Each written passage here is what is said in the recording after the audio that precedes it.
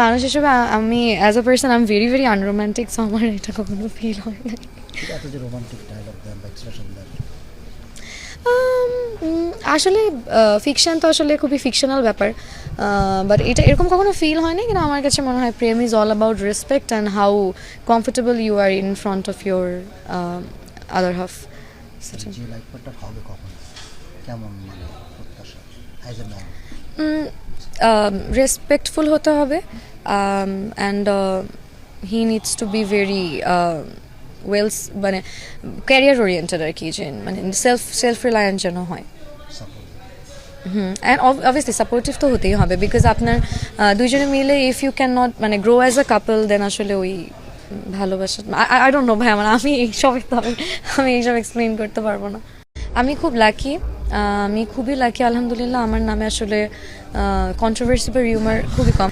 না মানে দুইটাই আসলে দরকার, মানে ফেমও দরকার আপনার, অ্যাট দ্য সেম টাইম আপনাকে যেটা বললাম যে ফেম তো আসলে 2 দিনেই পাওয়া যায়, কিন্তু আপনি যদি অনেক বছর সাস্টেইন করতে চান, প্রত্যেককেই দেখবেন আসলে অনেক স্ট্রাগল, অনেক পরিশ্রম অ্যান্ড ট্যালেন্টের পর এত দূর আসছে। সো আমাকে সবসময় মনে হয় যে সফলতা পাওয়া যত সহজ, সফলতা মেনটেন করা ততটাই ডিফিকাল্ট। তো আমি দেখি কত দূর আসলে যাওয়া যায়।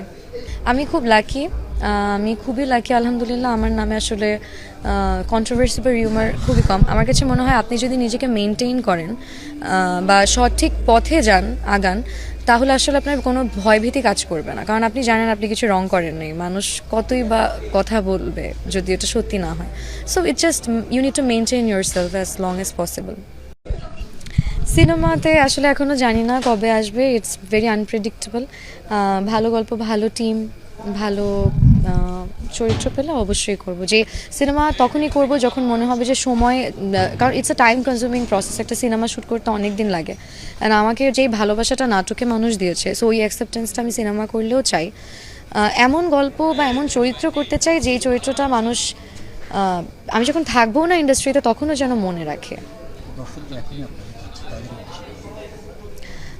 দর্শক চায়, অনেক পরিচালক চায়। আমি আমি চাই না যে তা না, বাট আসলে আমার মনে হয়নি যে মানে it's the right time for me. I think আমার আসলে আরেকটু সময় নিয়ে আরেকটু চিন্তা ভাবনা করে সিনেমা করা উচিত। Cinema is a big step.